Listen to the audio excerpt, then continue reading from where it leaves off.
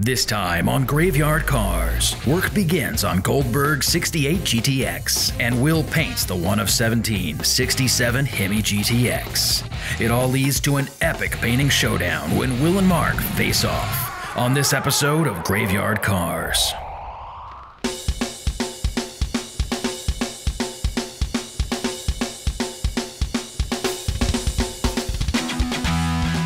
In case you missed it last time, we covered the entire history of the build on the 1970 340 Cuda. We even pondered the question, was the engine sabotaged? While the jury is still out on that, at the end of the day, we delivered one of the most epic little 340 Tour Red Cudas that's ever been at Graveyard Carz.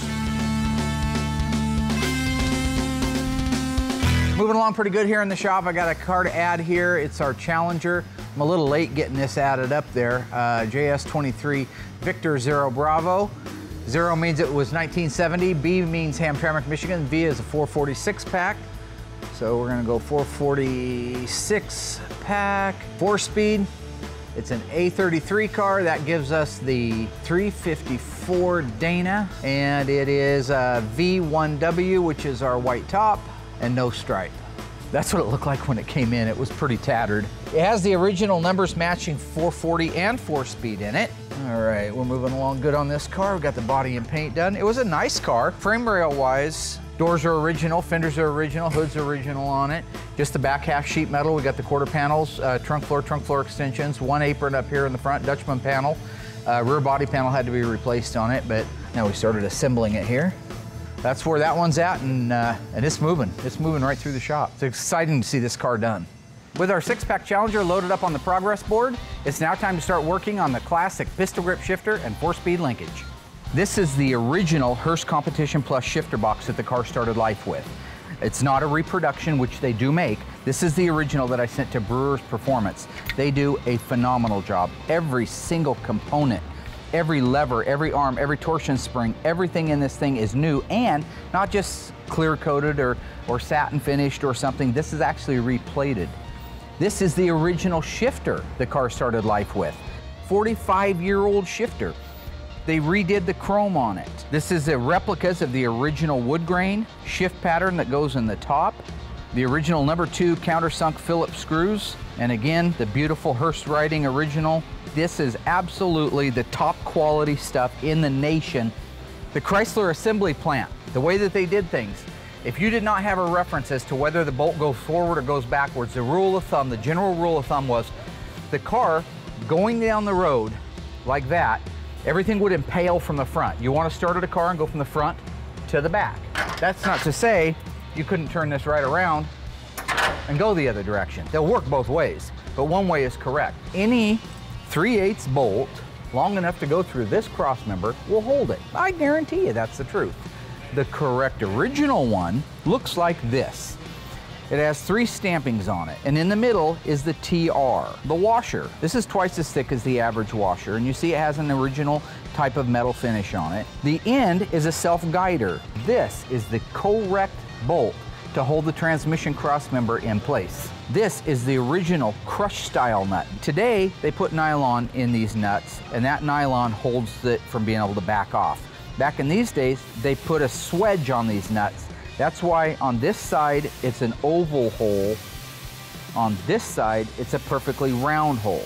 If the car's not in neutral, I can't get a neutral gate on my shifter. You know how when you get in a car and you want to find out if you're in neutral, you slap it back and forth like that, and that's the neutral gate.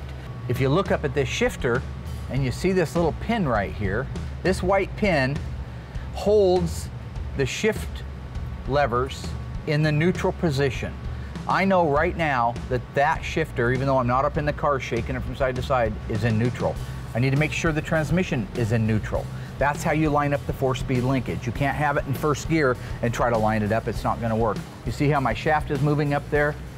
I would not be able to do that if this car was in gear. This is our 3/4 shift rod right here at the front of the transmission. This is the 1-2 selector. So the 3/4 goes from the outside, the driver's side, pointing that way, because that doesn't like to go like that. Nope, I want to figure this out on camera, and so I look like an idiot. Why don't you go, no, not gonna do that. That's not gonna need to happen here. Get it out of the way so I can move around without feeling claustrophobic. Why are you? These aren't helping, so I don't know why I'm wearing them. That's the stupidest thing I ever heard. My call me Charlie. We know this is our 3-4. It has to go there. That's our 1-2. It has to go there. What am I doing backwards here? Okay, I figured out my problem. These things can go a multitude of ways, but they only fall on and really fit one way. So even the old salty dog needs a little bit of refresher course. Dropping on like that, I like that. Let me get my glasses and a light. I'm a piece of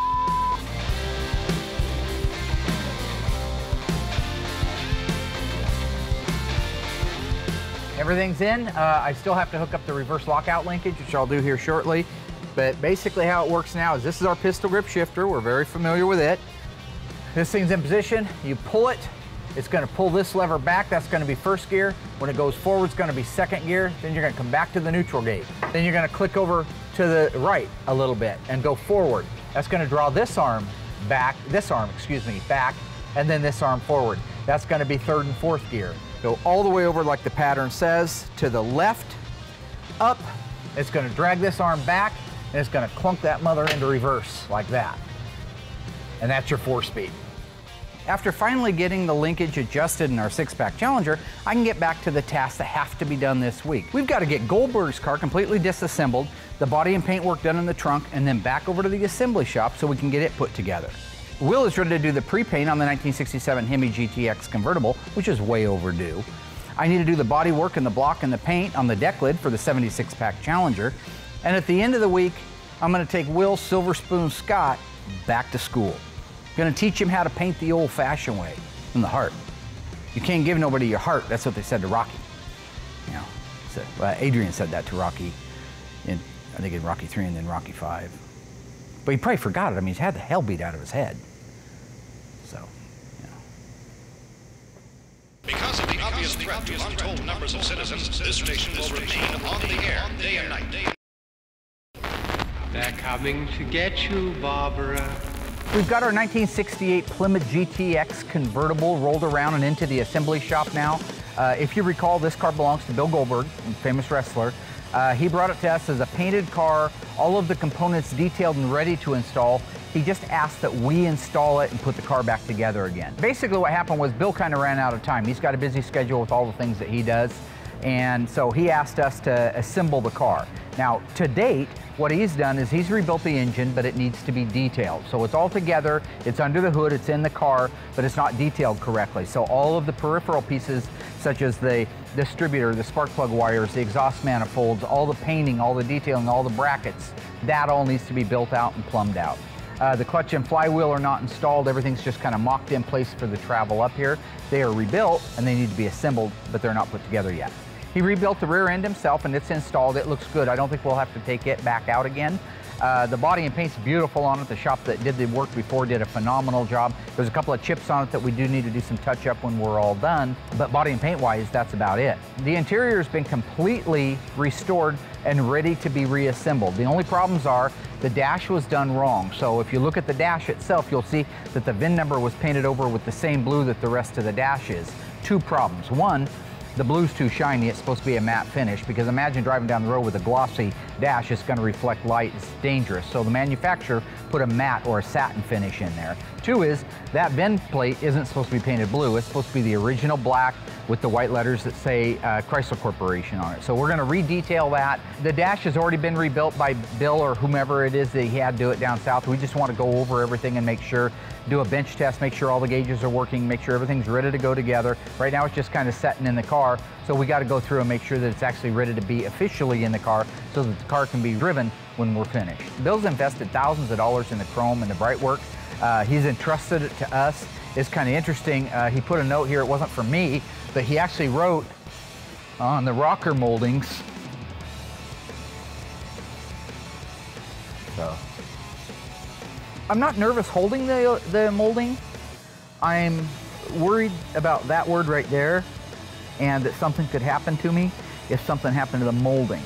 So I'm just going to be really sure that I protect this molding at all costs, because you only have one of these. So I got Torino's 1967 GTX convertible in the booth right now. I got the whole car seam sealed, on the floorboards, and now I'm getting ready to seal it and start putting my color down. I'll put 3 or 4 coats of color on it, 2 coats of clear, get the whole outside of it painted. Then we're going to assemble the car. I've already finished the doors and the fenders, the hood and the deck lid. So this will go back to the body man as soon as I'm done. He'll assemble the whole car. We'll clean up any areas that might need addressing, and then we'll block it down again, and it'll be ready for final paint. Mark likes to paint everything twice. I'm not a huge fan of pre-painting, but it's not bad for the car. Paint, primer, it all shrinks as time goes on. So one nice thing is when I paint this car with the pre-paint, the car is gonna go outside, it's gonna sit for a little while, so it'll shrink, so that way when I do the final block on it, it just comes out great and there is no shrink back. Since I've been here, Mark's always done it this way. He insists on sticking with it.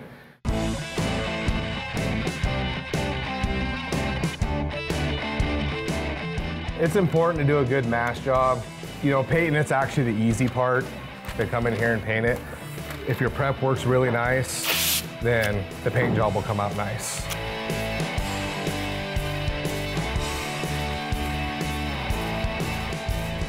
We're getting ready to remove the engine, transmission, K-member, and rear suspension for our 68 GTX. There's some build out that still needs to be done on the drivetrain, as well as some corrective detailing. So like the sway bar is supposed to be natural. The strut rods are supposed to be natural. Instead, they have kind of a hammerite finish on them. K-member looks great. The nuts that hold the strut rods on look right. Brake drums are correct. They're supposed to be a black, but they're supposed to be like a black phosphate. Lower control arms are the biggest point right here. These are supposed to be a natural finish. Remember, originally they were bare metal and they dipped them in cosmoline out to the ball joint. Torsion bars are right, but we got to take all that out to be able to get the K-member out. Once the drivetrain's out of the car, we're going to take the engine off of the K-member and we'll build out the engine for it and get it painted and detailed. The other thing is, if you look at the paint that's on it, it's a real flat finish. It's supposed to be a satin finish, and the way we achieve that is with a single stage acrylic urethane with a slight flattening agent in it. So we'll end up repainting this after we put it together as well. And the leaf springs, depending what year it is and where it was made, are either a natural finish or like an iron finish, a black phosphate type of a look, so like a flat black. So that them being gray like that isn't right. But the shocks are right, the hose, the flex line's right, the brake lines are right, the plumbing just needs to be done correctly under here. So really all we're talking about doing is dropping the drivetrain out, going through, detailing up the things that have been done that need to be done a little bit differently, and then putting the engine together and getting it painted, detailed, and ready to go back in the car. Lower it down, take the wheels off.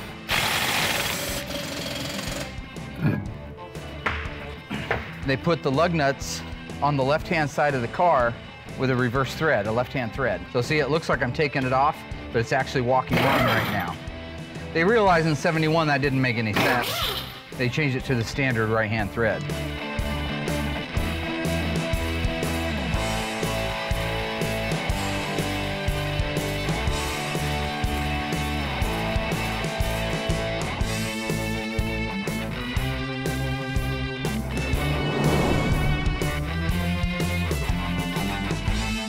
Mike just wanted to rip that core support off the car. He just loved it. Is anything tore up?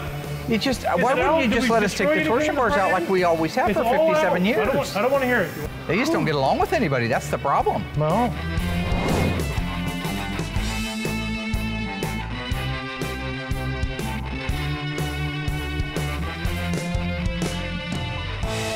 The drivetrain came out with absolutely no problem at all. We expected that. It hasn't been that long since it was bolted in there. Everything's fresh. Now that we've got the drivetrain out, we just need to finish the assembly of the engine, then detail it out, build it out. There's some corrections that need to be made to the K-member, front suspension, as well as a little bit of changes to the rear suspension.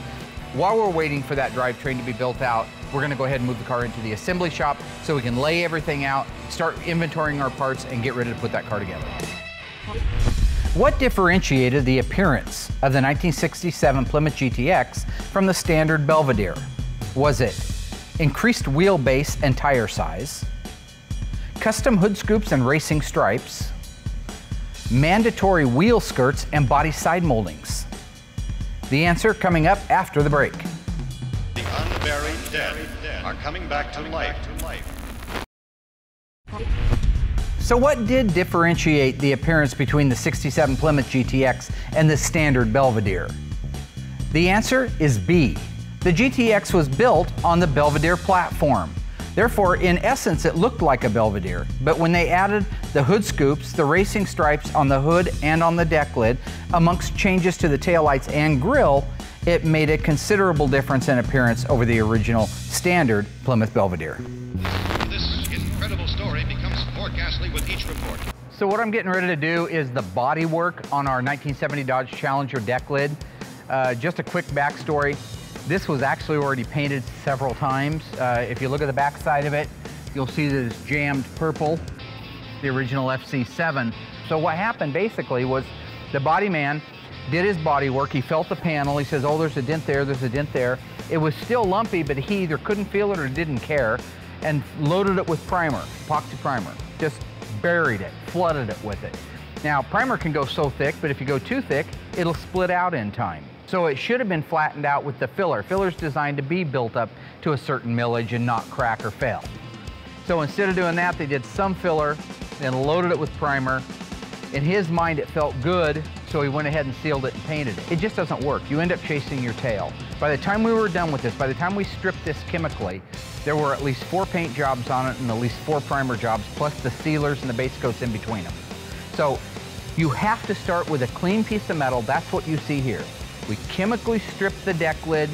After chemically stripping it, we cleaned it up with an 8-inch sanding pad. This is where you should start every single time with your body work. This thing's kind of lumpy all over.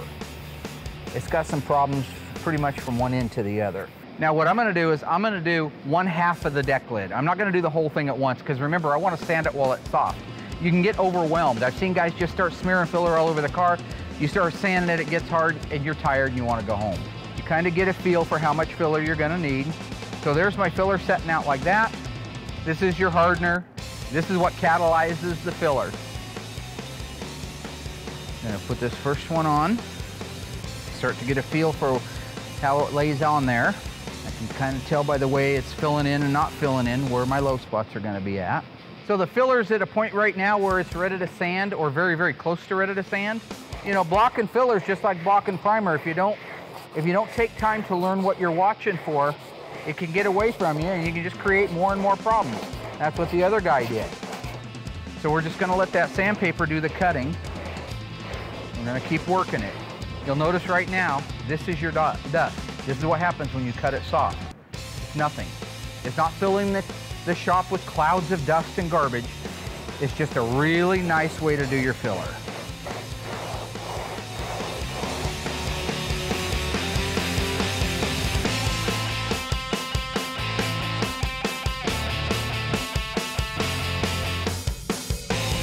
Okay, everything feels great. So I got the GTX all masked, ready for paint. I'm gonna go in there first and get the doors all jammed, and then we can hang them on the car and do the final paint.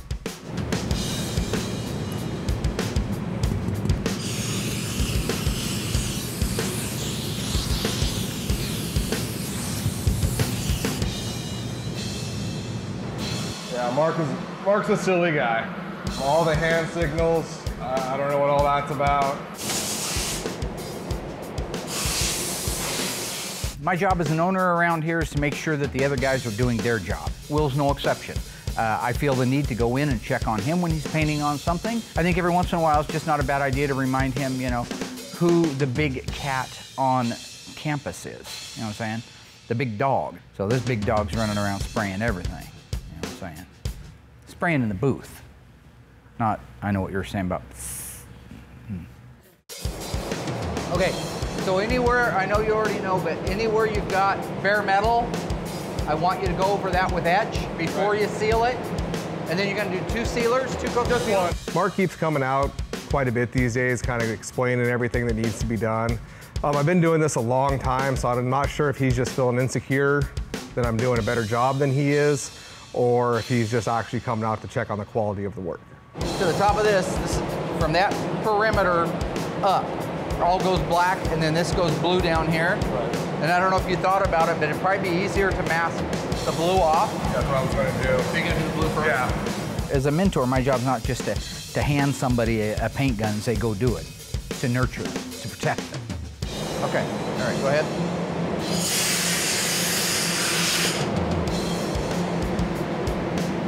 All right.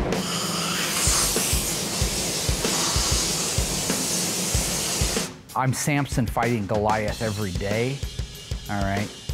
They're little versions of me. They're like little Samsonites, and not the luggage. And they're fighting big things like Goliath, but not as big as Goliath. What are you doing?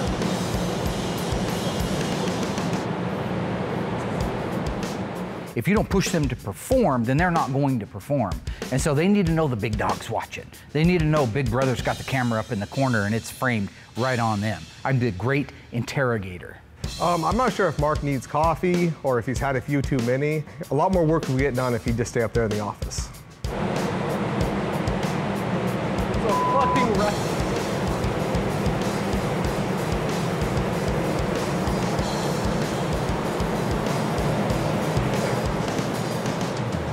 Now that I have delivered the necessary lessons to my pupils, I can get back to my job, which is the deck lid for the 1970 Dodge Challenger. So I sealed the doors. That takes about 10 minutes to really dry. I lay the blue down first because it's a smaller area to mask off. Give that about 30 minutes so it's nice and dry so I can tape on it. Tape off all the blue. I'm gonna lay the black down. Then right after I lay the black down, I can unmask it. Then that's where you'll have your two-tone. And then I'll give that about 10 minutes, then I go in there and put 2 coats of clear on it, and it's done.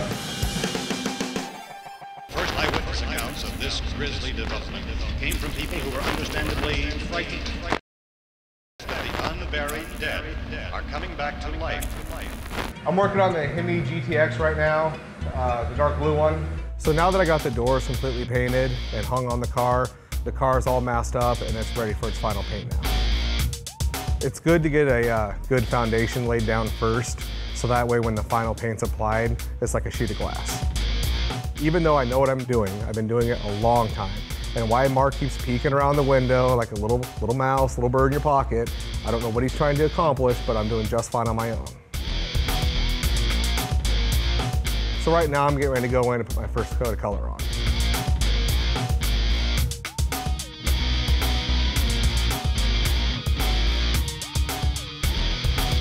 So once I got the pre-paint completely done, I'll let it cure out real good. I'll sand it, block it, prep it, and get it ready for the final paint job. This station will remain on the air day and night. This incredible story becomes more ghastly with each report.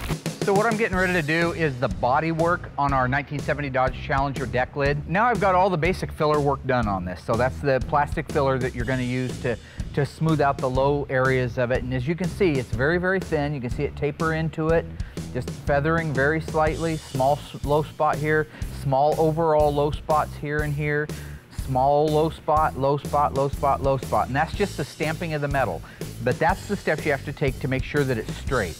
Now what I got to do is get rid of my 36, 40, and 80 grit scratches and put an overall film on this. So what I'm going to use is a metal glaze, so I don't have primer trying to fill those scratches. So we're going to mix that up now. I got a bigger piece of cardboard out because this stuff goes absolutely everywhere. Like I say, it likes to move around, run, pour off the panels, anything it can do. This stuff dries really fast, so you got to be careful with the amount of hardener that you put in it. And again, this goes on super thin. It'll look in the beginning like I'm putting it on thick, but I keep thinning it out until I have the right concentration from one end to the other of filler. So let's go do it. You see how that spreads out a lot faster? This, because you have to let it dry thoroughly before you sand on it. I like to just do both halves at the same time. So basically where we're at right now is the glaze coat has had a chance to completely dry out. And so I'm going to start sanding it with a fresh piece of 80 grit, again the cross blocking, and if I can get this to finish off just the way I'm hoping that it will, it'll be ready to do some final metal cleanup and primer.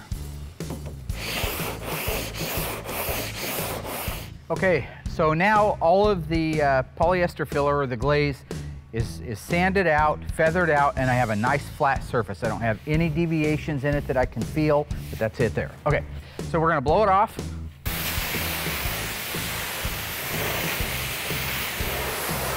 Okay, so I just mixed myself up a little DP90. This is designed to go directly over the top of bare metal, and it'll also seal the filler. Once I've done that, I can go right over the top of that with my actual primer filler, which is our K38.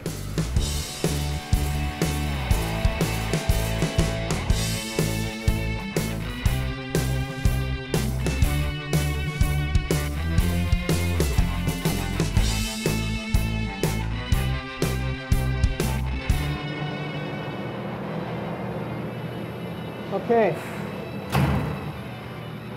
So I just put my 4th coat of urethane primer on there. That should be enough to fill in any of the sand scratches that are left. I can already see it's bridging them really nicely.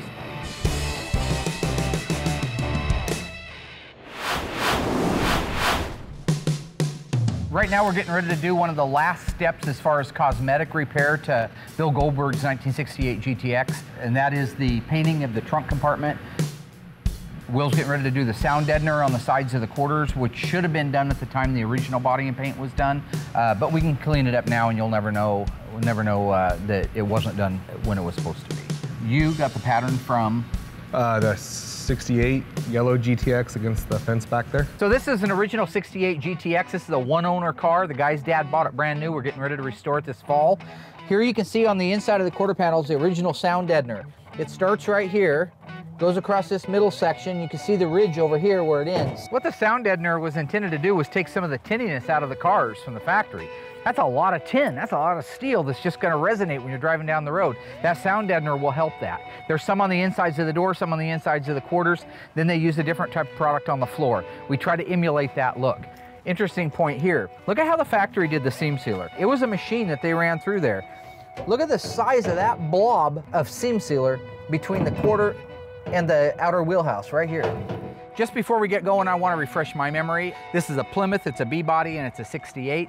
So real quick, before we spray out the product, I want to go out to the graveyard, take a look at a couple original examples, get an idea exactly where that pattern goes. This is a 68 Charger. This is our Slant 6 car. Very original car. Here, the sound deadener is just insane. They came all the way back here. This is more like an E-body. They put this aftermarket sealer over the top of it, but you can see where it ends back there near the side marker opening. That's a lot wider on the Charger in 68 than it was on the GTX. Ends here, starts all the way up there at the inside of the quarter panel. So this sound deadener was put on the car before the quarter was welded on at the factory. 69 Charger. This one's even different a little bit than the 68, but not a lot. You can see the footprint of the original stuff. So there's your 69 B-body. This is our famous 1970 Dodge Challenger 440 4-speed car that we're fixing up. This is the one that Darren used to own that my client bought. Here you can see we emulated the original sound deadener exactly like a Challenger would be on both sides, and got a little more careless with the seam sealer. This is something I did about 10 years ago. Try to help him out, try to motivate him, try to get him to work on the car, but nope, he ain't working on nothing. I'm Darren, no. 69B body Super B, very similar to the GTX, a little bit different body style because Plymouth and Dodge. Dodge is always a little bit bigger than the Plymouth. Here you got it ending here, but going all the way forward. 71 Challenger, very much like the 70 Challenger, Darren's old car. You see it stops and has a big wide swatch around the opening of the side marker, and then goes forward. That means the fact that it went forward had to be put on before the quarter panel was installed. That's the way the factory did the sound deadening material on the insides of the quarter panels. And you got your gun, and you got the correct sprayable. Yep. And you're ready to go. Correct. This is where the magic happens.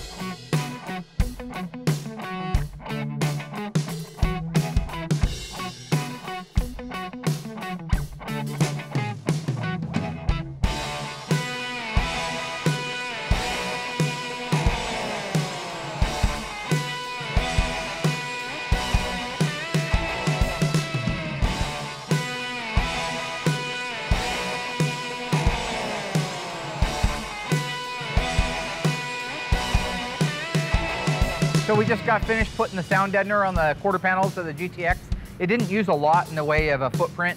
There's 2 swatches down each side. Will had a little bit of trouble, you know, trying to lay it out. I mean, he's a good painter, but it takes time to kind of massage things around where they're working for you, you know, meaning that like I say, just really excellent work, and I'm honored to be working with him. Thank you, that means a lot. No, thank you. Thank you.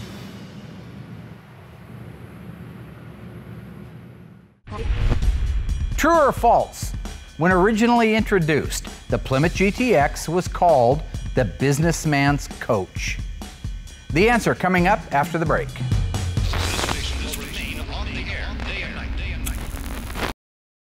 night. So was the Plymouth GTX in 1967 originally referred to as the businessman's coach? The answer is false. Plymouth actually dubbed it the gentleman's muscle car.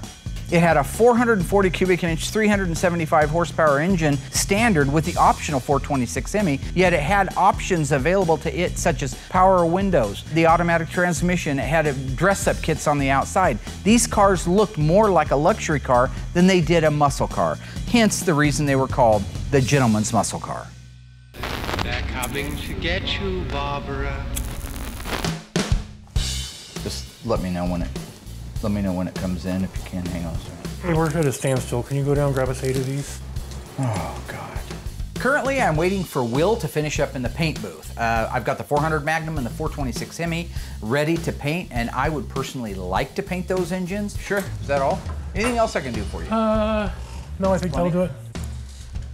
Okay, you ready? 5480. Hey, D. Hey, boss. 0610. Today's Murphy's Law Day, all right? The day I got things that I need to get done that I only have time to do, I'm getting bombarded by every human being that works here. That's it. Awesome. Thanks, sir. You the man. Yep, no. The Great Eclipse is back. Yes, Mike, sorry. I need 24 feet of chain also. You know, in a perfect world, and I know this sounds egomaniacal, I'd love to have another version of me, a clone. It's like in that episode of The Office towards the end when Ricky Gervais and Steve Carell hook up walking out of the elevator. they're peas in a pod. Not saying I'm Ricky Gervais, but I mean, obviously if I wanted to be, so. 60, okay, let's start over. 5480. Hey, boss. Hey, you know what the paint code is on that dashboard on that 68 GTX? This is stupid. Think of all of your questions at one time and then come see me, right? You don't go to the drive-up window at the local choke computer and say, give me a hamburger, and then go around it one more time and say, now I'll have some French fries, and then around again and give me a Coke with that. The dash is a different color than the rest of the car. I asked Bill, he didn't give me the fender tag when he dropped the car off, so I asked him to send me a copy of it, and I haven't got it yet. Yeah. Awesome. Okay, now I'm gonna try to order some more parts. Okay. Hey, do you care if we, God almighty. Oh gosh, what's that about? Do you care if we use the tow truck for a couple hours? You know, this may be the actual day I kill somebody. Talking to your dad. For what? To move some stuff for Alyssa. Yeah, that's what I'm here for. Help her move. Yep, he said no problem. Okay. Said Yeah. it's his pleasure. I want diesel put in it. All right, and he wants some fuel put in it. I want as much as you're. No, nothing. He was just being dumb. I'm talking about the kind of stuff that, you know, investigation and discovery. You just start putting body parts in mailboxes all over town. You know, you've got mail. You know. What's up, Manson? Hey, boss. You remembered. Yeah. Did Garza seat upholstery come in yet? Seat covers, do you know? All the seat kit, yes, they're here. They're upstairs in the parts room, way back by Tony's Parts, tucked in the corner. Okay. They're cool. all here. Yep. Thank you. Yep. Something figured out if you would have went up there and looked. So right now I've got the whole car all long blocked in 320. Mark and I last night fitted the doors, the fenders, got everything aligned properly. So we're doing the final block on it now, scuffing out the jams. And then when I take it outside to wash it and get all the dust off it and whatnot, that's when I'll do my wet sand with 600. And then it'll be ready for color. I'll have it back over to Dave in assembly within the next 2 weeks, fully painted and cut and buffed, ready for him to put together. The car came here just to get freshened up on the body and paint, and that was it. So the assembly should go real fast. Emma Marie Rose, you're next. Emma Marie. Oh, yes. Hello there. How may I assist you, young lady? I want the pink. Oh, your fingernails? And I want to leave these ones on, and I just want the pink on this one. Paint all of them because You want me to paint them for you? I can probably do that. Do you have paint? Oh, look at you go. You are ready for Grandpa. I like it. Okay. So right now, I'm working on the 67 convertible GTX. I'm getting ready to go in and start putting my color down. Color's actually dark blue. So when I go in there, I'll get about 6 coats of the color on it and then finish it with 3 coats of clear, and then it'll be good to go. Okay. FM3 Panther Pink Moulin Rouge. This is Minnie Mouse paint. Okay. Oh my goodness, let's try it here. All right, let's see what we can do. Oh goodness, those are little fingers. Now I can paint a car. You'd think if Grandpa could paint a car, he probably could paint a fingernail. Let's give it a shot.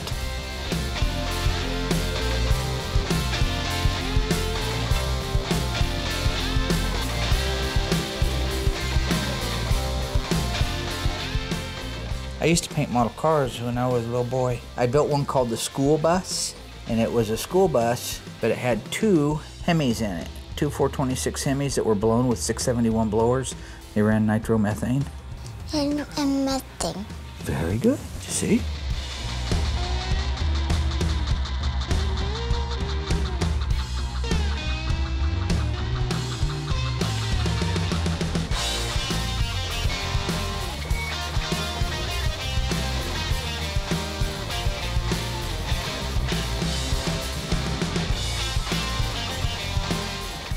Boy, those are little tiny fingers. Sure, it's not the best, it's not the greatest. I never said I was the greatest fingernail painter in the world. Let's blow on those for a second. They kind of turning red a little bit. I'm not sure they're FM3 Panther Pink Moulin Rouge, which only 2% of all Chrysler muscle cars were painted that color. Did you know that? Mm-hmm. Yeah, that's a very rare color. Why don't you go show your mama and your grandma? Grandma, look. So right now I've got 6 coats of color on it. I'm giving it about 15 minutes to finish drying. Then I'm gonna go in there, put 3 coats of clear on, and I'm done. So I'll have the GTX wrapped up paint-wise today. I'll get it cut and buffed and over to assembly next week, and then I can jump back on the 71 tribute car that we have. He did a good job. So don't touch it, Mommy. Don't touch it. Sorry. Yeah, you don't get a lot of opportunities to hang out with the grandkids, so when you do, Hey, Mommy, Good job. High five. I'm gonna have to call somebody and tell them that I hate their guts, so I don't want to lose this moment, because I know this is a very precious. Panther Pink. Where's the filler panel for the charger? I told you I needed that a week ago, you freak. First eyewitness accounts of this grisly development came from people who were understandably frightened. The unburied dead are coming back to life. All right, boss, I got the booth all cleared out for you. Awesome. Oh, good. Why'd you want it cleared out? Because we need to paint the 426 Hemi and the 400 Magnum for the 72 for Goodings. Do you want me to just do them both real quick? No, I'm gonna do them. I'm sorry? I'm gonna do them myself. What do you mean? Well, because I saw a couple of little faux pas, we call them, on the challenge. I just thought I want to make sure I get paint. One of the goals was to get paint all on the engine. Right, and that's what you weren't doing, and that's why you hired me to come back. Anytime that you think that you're good enough to go toe-to-toe with the kid, the Iceman, Ice Tray they call me, the frozen cube, feel free to jump in, you know? You're kidding, right? You want to take on the kid? Is that what this is? You're laying a gauntlet down? You want to take on the kid? You want to take the Iceman on, the Ice Tray? The young guy on the campus, you know, is always looking to knock the quarterback off the team, and so, you want to take me on? You want to go toe-to-toe with the kid? Anytime. We're gonna go out there, I guess, and do some paint off Top Gun thing. I don't know what that means yet. You go out there to paint the engine. I think what you're going to end up doing is going back to school.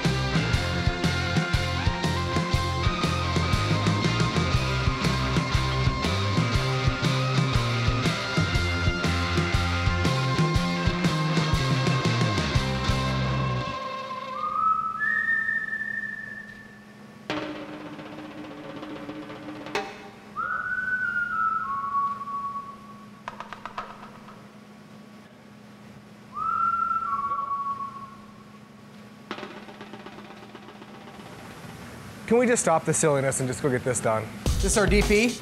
Choke. Who the doesn't put the lid back on? You're gonna kill somebody. You're reckless.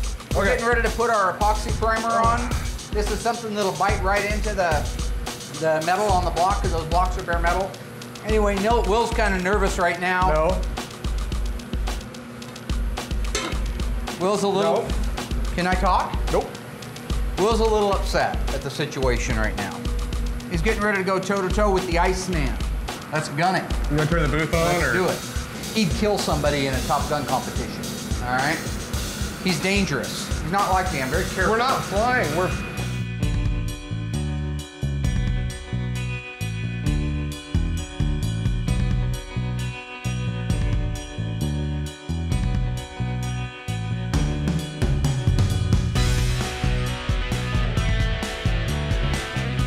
So the first hop went pretty well. He missed a few spots on his doing the epoxy, but that's one of the things that the actually, I got all mine. You were getting ready to call. He was done, so I jumped over there, got his wrapped up. No, I saw you after I was done wrapping his up, I came back over to finish mine. He was pulling his mask off. You never pull your mask off before you land. You were in there talking with it all. Okay. Epoxy on everything. Right, and I see where you missed it all over yours. Got it all fine. So that's what I'm getting right here. Looking good on mine. No worries. No, nowhere near.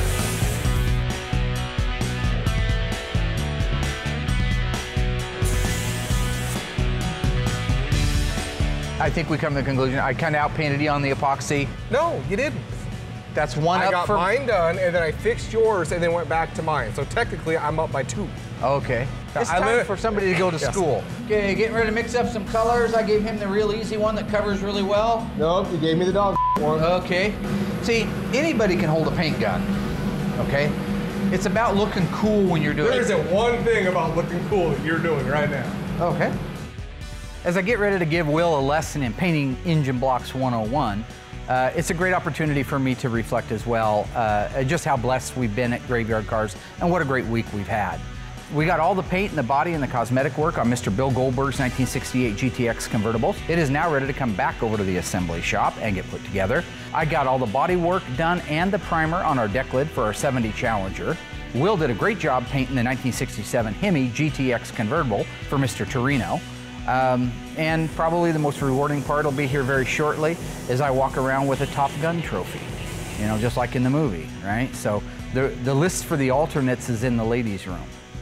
It's a classical reference right there, back to Top Gun. So I had a good week this week. I got the GTX all painted, getting ready to roll it over to the area before I start the cutting and buffing.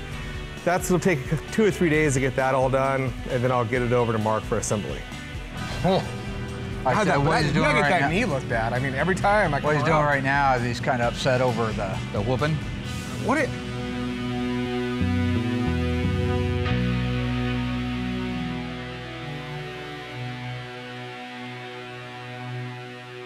Next time on Graveyard Carz, Mark teaches Alyssa to document and prep 3 cars for disassembly. The team installs the 400 Magnum and the 1972 Dodge Charger, and Alyssa commits a crime that Mark may never forgive. Coming up on the next episode of Graveyard Carz.